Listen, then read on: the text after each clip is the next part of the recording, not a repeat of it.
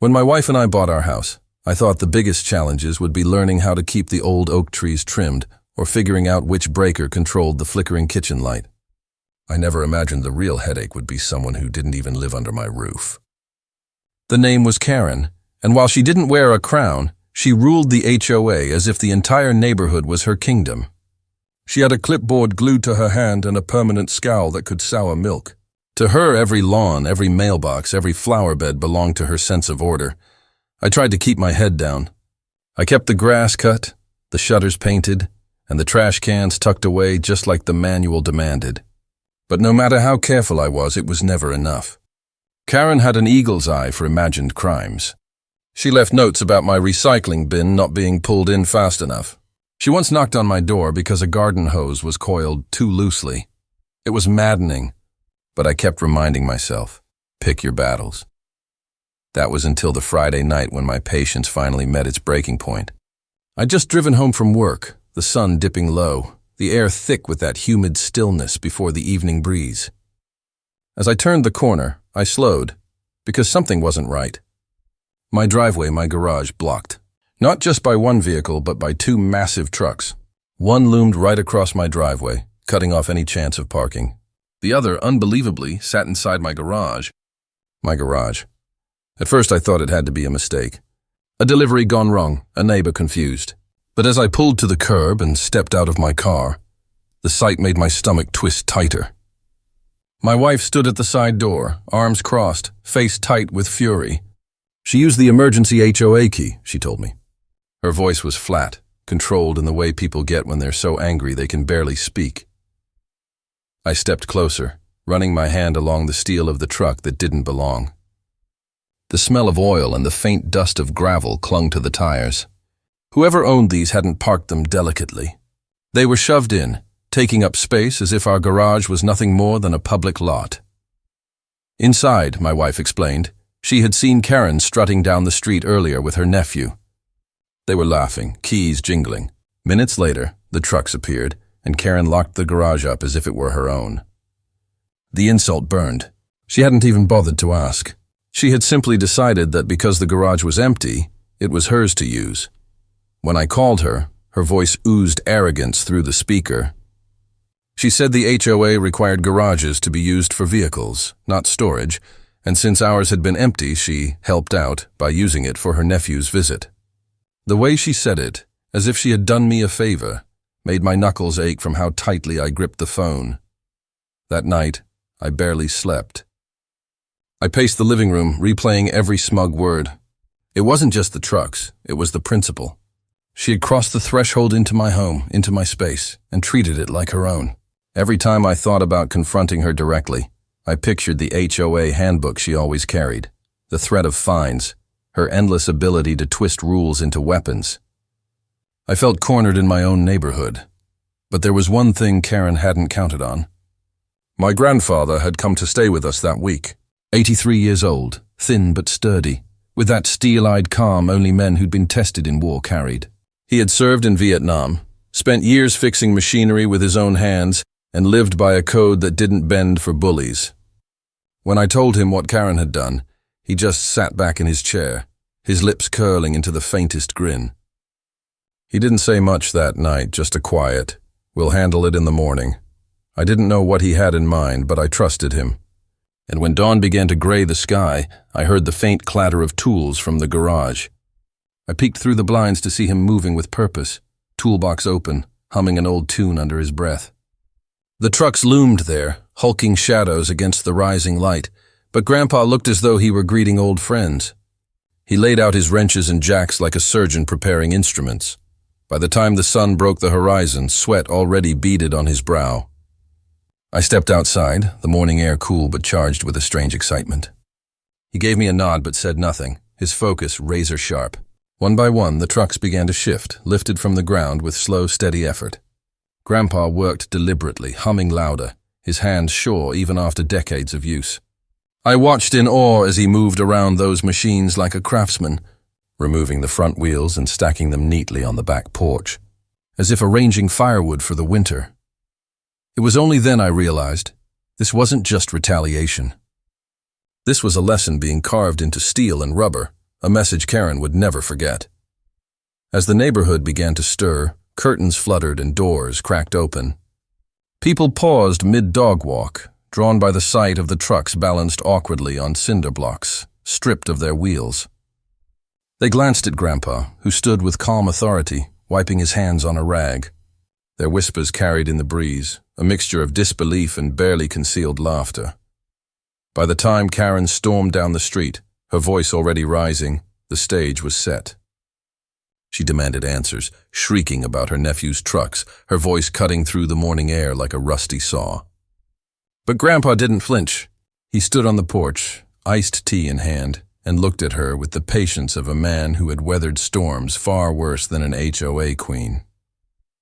And in that moment, I knew the balance had shifted. Karen had crossed a line, but Grandpa had redrawn it with bold, undeniable clarity. The battle had only just begun.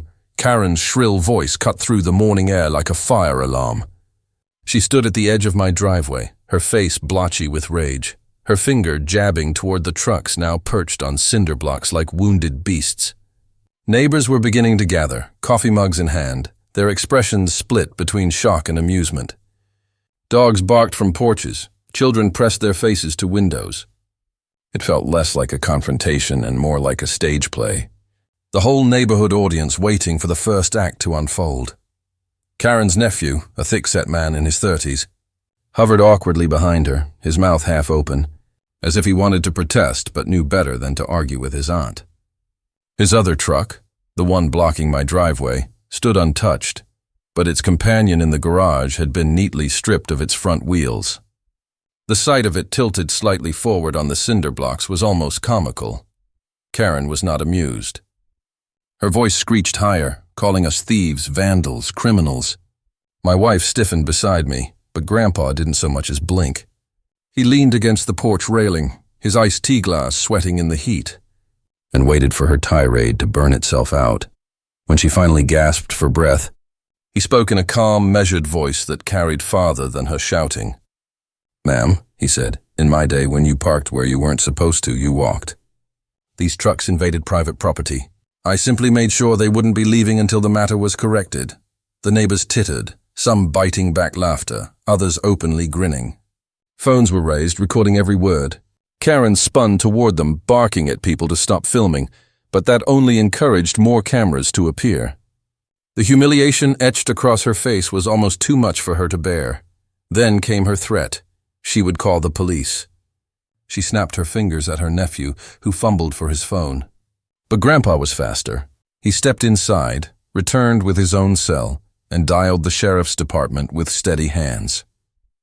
In a tone of complete composure, he explained that someone had broken into his family's garage, parked vehicles without permission, and was now causing a disturbance while refusing to remove them. The sheriff's deputies arrived within half an hour. 2 cruisers rolled up, lights flickering, the crowd parting slightly to make room. Karen straightened her spine, her smug expression returning as though she'd already won. She launched into a speech before the deputies had even closed their doors, rattling off HOA rules, citing bylaws, insisting that as president she had the authority to reassign garage use. Her nephew nodded dutifully behind her, sweat beading on his brow in the rising heat. The deputies listened, their faces unreadable. Then they turned to Grandpa, who handed over the deed to our house, the HOA manual, and finally the wheels themselves, stacked neatly on the porch, untouched and safe. He explained how Karen had used an emergency HOA key not meant for this purpose, entered without consent, and commandeered private property. His voice carried no anger, only quiet authority, the kind that leaves little room for doubt. One deputy shook his head slowly, glancing from the trucks to Karen. "Ma'am," he said, "what you did is trespassing. Using that key doesn't make it legal. You entered a private garage without permission and moved vehicles inside. That's not HOA business. That's breaking and entering." The color drained from Karen's face. She sputtered, pointing toward the trucks. "But he stole the wheels. Look at them, he stole them." Grandpa chuckled softly, the sound somehow both disarming and razor-sharp. "Correction," he said. "I stored them, safely, just like a tow yard. And like a tow yard, they'll be returned once the storage fee is settled, The neighbors erupted in laughter. Even the deputies smirked before quickly regaining their composure. One of them leaned toward Karen and said, "You'll need to either bring replacement wheels or pay someone to reinstall these. They're his property until you handle that." The fury blazing in her eyes was almost theatrical. She turned on her nephew, ordering him to fix the situation immediately. Within an hour, the man was hauling spare wheels from his truck, sweat streaming down his face as he labored under the noon sun. Karen paced beside him, barking orders, her voice cracking as more neighbors gathered. Some clapped, others honked their car horns in rhythm, and more than one neighbor shouted encouragement to Grandpa, who sat serenely on the porch, sipping tea like a general surveying the battlefield. It took hours. The nephew knelt on the hot pavement, his shirt soaked, tools clattering, while Karen tried desperately to shield herself from the laughter with her clipboard. By the time the trucks were finally mobile again, her veneer of control had shattered. She refused to meet anyone's gaze, her cheeks glowing red with a mixture of heat and humiliation. As the trucks rolled away, sputtering awkwardly on their reattached wheels, the crowd broke into scattered applause. Some filmed the departure, others waved mockingly. Karen didn't look back, her shoulders hunched, her victory speech swallowed by the chorus of neighbors who had seen too much to ever forget. But Grandpa, he simply leaned back in his chair, a small smile tugging at the corner of his lips. For him, it wasn't about revenge, it was about respect. And Karen, for all her power and titles, had just lost it in front of the entire neighborhood. That evening, as the sun dipped low and the cicadas began their chorus, Grandpa sat with me on the porch. He didn't say much, only murmured an old saying from his army days. "The best battles are the ones where the enemy teaches themselves the lesson." I realized then that Karen's downfall hadn't been orchestrated by force. It had been set in motion the moment she overreached. All Grandpa had done was hold up a mirror, and the reflection had destroyed her. In the days that followed, the neighborhood buzzed like a hive. Word of what had happened spread faster than wildfire. Clips of Karen shrieking in front of the deputies while Grandpa calmly sipped his iced tea popped up online, shared by amused neighbors who had caught it all on video. One angle showed the trucks teetering on the cinder blocks. Another caught Karen's nephew wiping sweat from his brow as the crowd jeered. By Monday morning, the clips had gone viral, the most popular one crossing 1 million views. For the first time in years, people on our street were smiling. They stopped by our porch with baked goods, shaking Grandpa's hand, thanking him for standing up to the tyranny that had suffocated the community for too long. He accepted the attention with his usual quiet grace, offering little more than a nod and a humble smile. But behind those eyes, I could see the satisfaction. Not pride exactly, something deeper. Justice, maybe. Karen, on the other hand, couldn't show her face without whispers following her like shadows. At first, she doubled down, stomping door to door with fines in hand, muttering about rules and bylaws. But every time she raised her clipboard, someone raised their phone, and that was her undoing. The authority she had wrapped herself in for so long had evaporated. Now people laughed when she barked orders. They recorded her tantrums and passed them around in neighborhood group chats. She had become a parody of herself, and nothing is deadlier to a tyrant than ridicule. By the end of the month, the HOA board held a vote. The turnout was larger than anyone could remember. Parents with toddlers, retirees with walkers, young couples who had just moved in, all showed up, united by the same goal. The motion to remove Karen as president wasn't just passed. It was celebrated. The room erupted into applause, people hugging, laughing, some even cheering Grandpa's name. Karen stormed out halfway through the meeting, her face pale, her clipboard clutched like a lifeline. She never returned to another HOA session again. Life in the neighborhood changed after that. The rules didn't vanish, but the stranglehold did. People planted flowers they actually liked, painted shutters in colors that weren't pre-approved, and kids chalked the sidewalks without fear of citations. The place felt alive again, breathing freer, lighter. And though no one said it outright, everyone knew the shift had started the morning Grandpa took those wheels off. I remember sitting beside him one evening, the cicadas buzzing, the air heavy with the scent of freshly cut grass. He looked out over the street, his hands folded, his eyes steady. "You know," he said softly, Bullies only get away with it if everyone else lets them.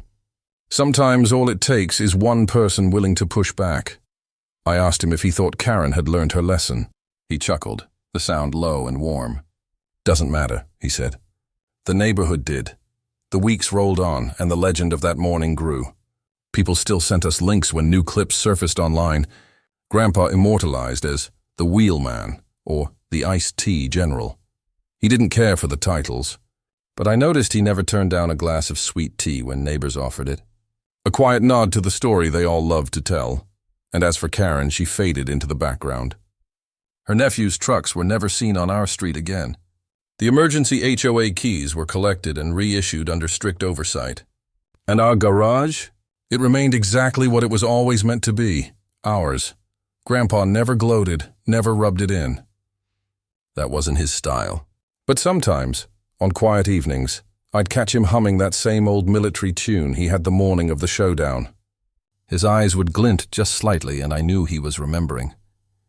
Not the anger, not the fight, but the moment the neighborhood finally stood together, free of fear, and that, more than anything, was the victory.